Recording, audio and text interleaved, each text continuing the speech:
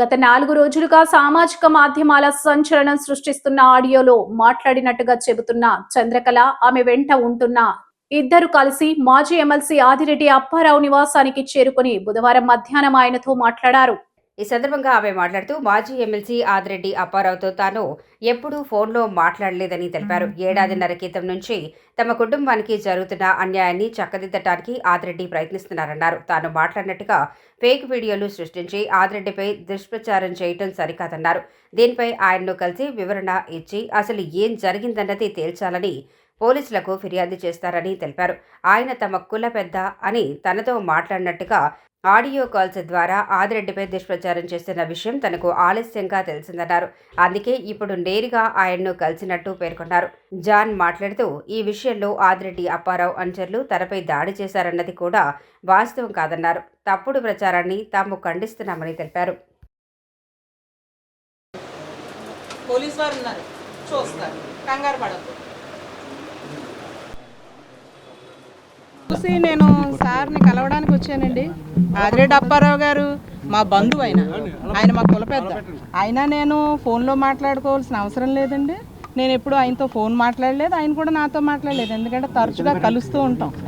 అందువలన ఇప్పుడు ఆయన గౌరవానికి భంగం కలిగించడానికి, నా పేరును వాడుకుని నా గౌరవానికి భంగం కలిగించడానికి కారణమైన వాళ్ళు ఎవరో బయటికి రావాలండి. నేను ఎస్పీ గారికి కంప్లైంట్ ఇస్తానండి. సార్తో ఒక మాట చెప్పి వెళ్దామని వచ్చానండి నేను.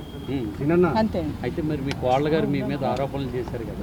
ఏమండి ఆరోపణలు అని అంటున్నారు కదా? ఆరోపణలే, అది కుటుంబ గొడవ. కోర్టులు ఉన్నాయండి, న్యాయ వ్యవస్థ ఉంది, పోలీసులు ఉన్నారు, చూసుకుంటారు. మేము అక్కడే తేల్చుకుంటాం.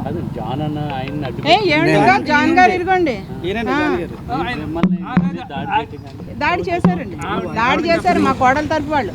అదంతా కోర్టులో తేలుస్తామండి. ఎందుకంటే పోలీసులు ఉన్నారు కదా, కేసులు కట్టారు, చూసుకుందాం.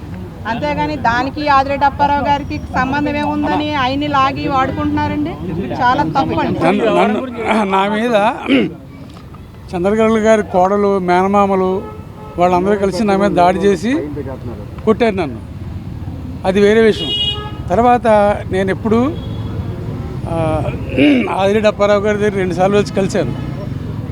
ఆయన విషయంలో నేను ఎప్పుడు, ఆయన నా విషయంలో ఎప్పుడు చాలా చక్కగా చూశారు తప్ప నన్ను ఎప్పుడు అండరాన్వాన్లాగా కానీ ఏం చూడలేదు.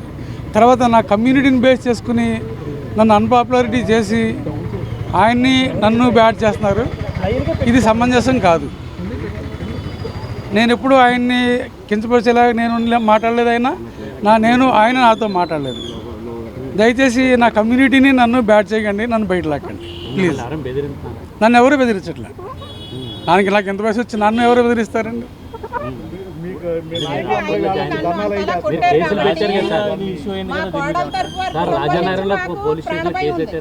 కేసు పెట్టానండి. Private case వేశానండి.